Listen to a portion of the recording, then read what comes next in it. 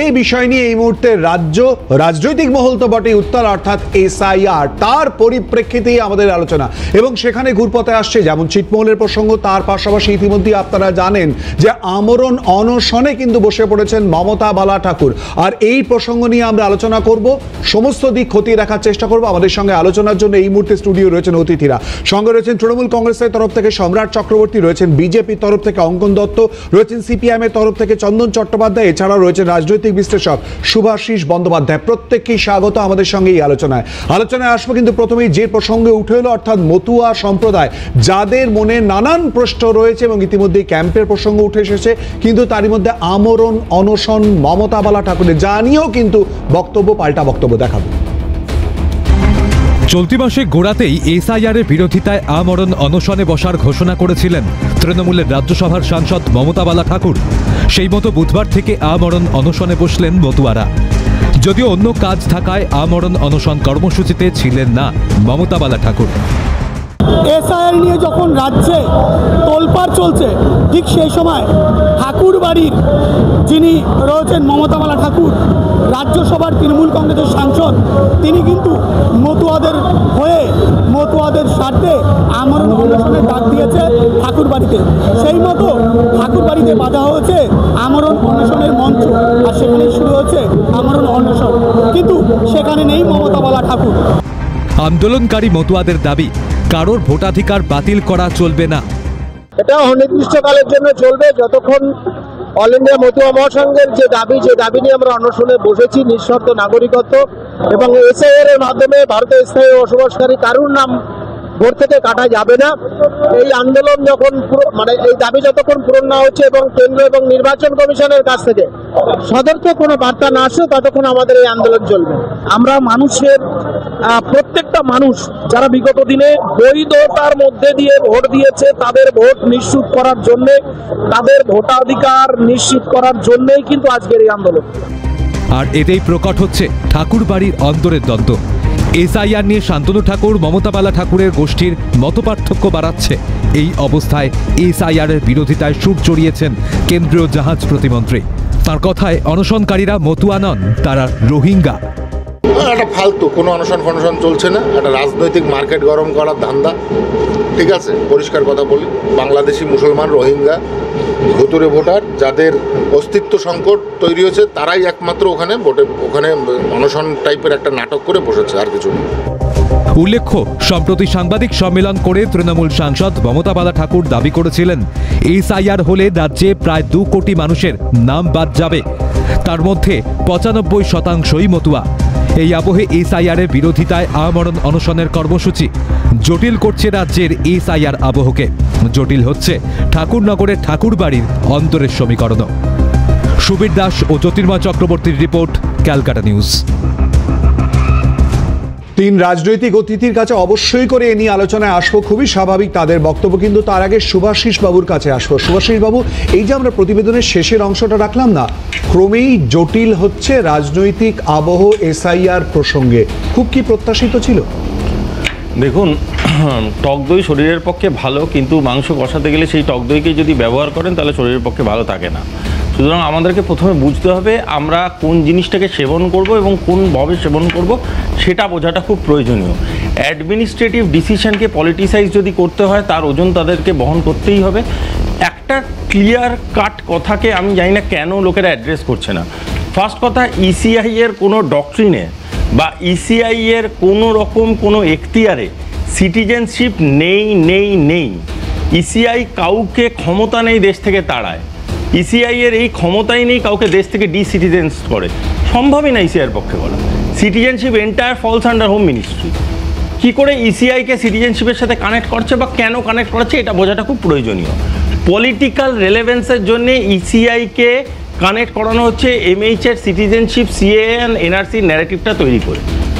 কারণ ECI electoral Rolle's তৈরি করবে, ইলেকটোরাল প্রসেসে যাবে। আচ্ছা, আমাকে একটা কথা বলুন, ধরুন কোনো এক পার্টিকুলার ব্যক্তি যে ভোট দিতে চায় না, তার জন্যই তো নোটাটা করা হয়েছে যে সে ওখানে গিয়ে নোটাটায় দাবাতে পারে। এরকমও বহু লোক আছে ভারতবর্ষে যারা ভোটের কেন্দ্রেই যায় না, কিন্তু তাদের এরকমও লোক আছে যারা ইচ্ছাকৃত তাদের আপনার ভোটার আইডি কার্ড ভ্যালিড করায় না। বা রিনিউ করায় না বা নেই, সেই লোকগুলো কি তাহলে ভারতবর্ষের সিটিজেন নয়? পয়েন্টটা হচ্ছে ভারতবর্ষের সিটিজেন একটা পয়েন্ট, ভারতবর্ষের ভোটার একটা পয়েন্ট। দুটো পয়েন্টকে এক জায়গায় আনার রাজনৈতিক যে প্রচেষ্টা, সেই প্রচেষ্টার যে ভয়ানক সলিউশনটা আসতে পারে বা যে পরিণতিটা আসতে পারে, সেটা সলিউশন বলবো না, সেটা যে পরিণতিটা আসতে পারে, তার জন্যে আমরা কিন্তু মোটেই প্রস্তুত নই। সুভাষিসবাবু, একটুখানি আটকাতে হচ্ছে, আলোচনার সুর বা বিষয়টা বোধহয় আপনি বেঁধে দিলেন, ঠিক কিনা আমি বোঝার চেষ্টা করবো আমাদের অন্যান্য অতিথিদের সঙ্গে কথা বলে। কিন্তু তার আগে মমতা বালা ঠাকুরের ঠিক কি বক্তব্য উঠে এসেছে, যিনি আমরণ অনশন করছেন, শোনাবো। হ্যাঁ, ভার্চুয়াল উদ্বোধন আমি করে দিলাম। তো আজকে ওখানে ওরা আমাদের গোসাই পাগল এবং অল ইন্ডিয়া মতো মহাসংঘের সেক্রেটারি এবং ওখানে প্রেসিডেন্ট, ওরা আমাদের ওখানে তারা আজকে বসেছে। আমরা এসআইয়ের বিরুদ্ধে যে কোটি কোটি লোকের যে নাগরিকত্ব নিয়ে বিভিন্ন বিধান, মানে বুথে পর্যন্ত আমাদের লিস্ট নেই, কোথাও 1200-1400 ভোট, সেখানে দেখা যাচ্ছে যে 100-150, কোথাও 200-250-300 এরকম, কোথাও কোনো বুথে তো নামই নাই।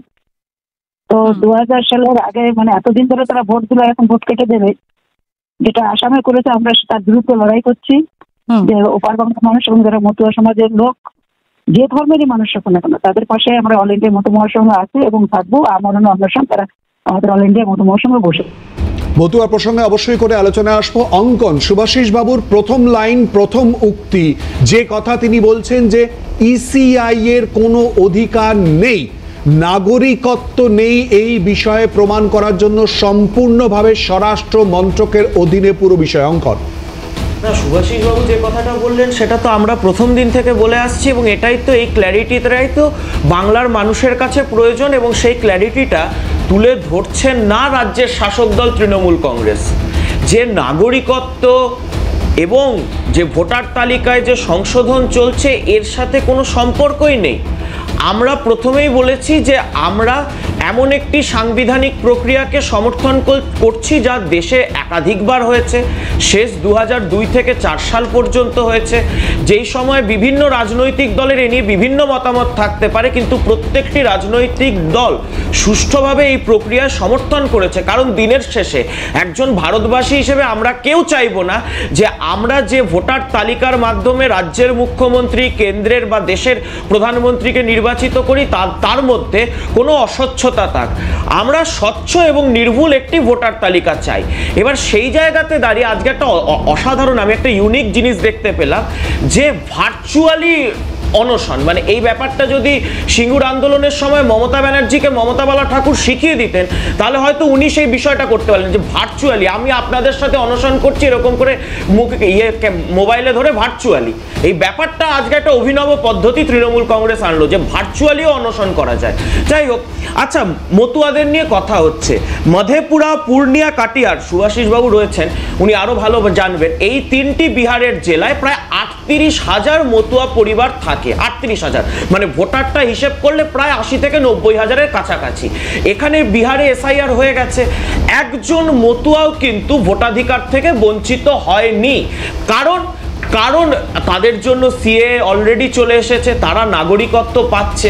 এবার এই তৃণমূল কংগ্রেস একটা ভয়ের বাতাবরণ, একটা আতঙ্কের বাতাবরণ তৈরি করছে, বারবার করে তারা ভুল বোঝাচ্ছে, অপপ্রচার করছে, মিথ্যাচার করছে, যাতে করে কি হয়, যাতে করে মানুষ আতঙ্কিত হয়ে যায়। সৌগত রায় থেকে শুরু করে মদন মিত্র সবাই এসআইআর প্রক্রিয়ায় হাসতে হাসতে নিজেদেরকে অংশগ্রহণ করে নিল, ছবি তুললো, নাম লিখলো, আজকে আবার বিএলওদের সাথে হাসি মুখে তারা ছবিও তুলেছে, কিন্তু মানুষের মনে আতঙ্ক সৃষ্টি করো। একটু আটকাচ্ছি, তোমারই অভিযোগ 6টা বিশেষণ প্রয়োগ করেছে তৃণমূল কংগ্রেস সম্পর্কে, একটু প্রতিক্রিয়া নিতেই হচ্ছে। সম্রাটবাবু, না, আপনারা এত আতঙ্ক তৈরি করছেন, অভিযোগ করছে অঙ্কন। না, ঠিক আছে, প্রদীপ কর থেকে শফিকুল গাজী, আতঙ্কের আরেকজন বলি। তারা জানতেন না, এসআইয়ের মানেটা হয়তো ঠিকভাবে বুঝতে পারেনি। আজকে যেটা বোঝা গেল যে এসআইআর হলো বাংলাদেশি রোহিঙ্গার নাম বাদ দেব বলে ব্রাজিলিয়ান ফেরেরোকে ভোটাধিকার বা ভোটার তৈরি করা, এটা এসআইআর। নরেন্দ্র মোদী বিশ্বগুরু হতে চেয়েছিলেন, 22 জায়গায় ব্রাজিলিয়ানরা তাকে ভোট দিচ্ছে, বিশ্বগুরু তো হয়েই গেছে। প্রশ্ন হলো, আমি জানতে চাইছি, অঙ্কন বড় নেতা না শান্তনু ঠাকুর বড় নেতা? অঙ্কন বড় নেতা না অসীম সরকার বড় নেতা? অঙ্কন যে ভয়ের কথা আশ্বস্ত করছে, ভয় নেই, শুভেন্দু অধিকারী তার অন্য কথা বলছে, কার কথা বিশ্বাস করব? কার কথা বিশ্বাস করব, এই প্রশ্নটা আমার থেকে গেল। প্রশ্ন 1, শান্তনু ঠাকুর বলছেন মতুয়াদের নাম বাদ গেলে দু তিনটে ভোট অপেক্ষা করতে হবে, পরে আমরা নাগরিকত্ব দিয়ে দেব, তার মানে বাদ যাবে।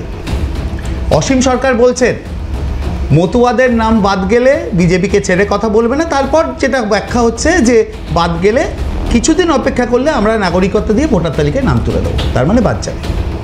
কিন্তু কিছুদিন অপেক্ষা, এখানে টুইস্ট আছে। শুভেন্দু অধিকারী বলছেন ডিটেক্ট, ডিলিট অ্যান্ড ডিপোর্ট, চ্যাংদোলা করে বাংলাদেশে ফেলে দেব। তা চ্যাংদোলা করে যদি বাংলাদেশে ডিপোর্ট করা হয়, তাহলে কিছুদিন অপেক্ষা, কটা ভোটের অপেক্ষা করবেন কি করে? প্রশ্ন থেকে গেল। সিএ এর মাধ্যমে নাগরিকত্বের ক্যাম্প করেছে অঙ্কনরা বিভিন্ন জায়গায়, শান্তনু ঠাকুররা ক্যাম্প করছে, কত টাকা নিচ্ছেন সেটা বড় কথা না। যে প্রশ্নটা জানতে চাইছি সেটা হলো ক্যাম্পে 100 জন আসুক, 1000 জন আসুক, 10,000 জন আসুক, আবেদন করলে কি নাগরিকত্ব দেওয়া হবে?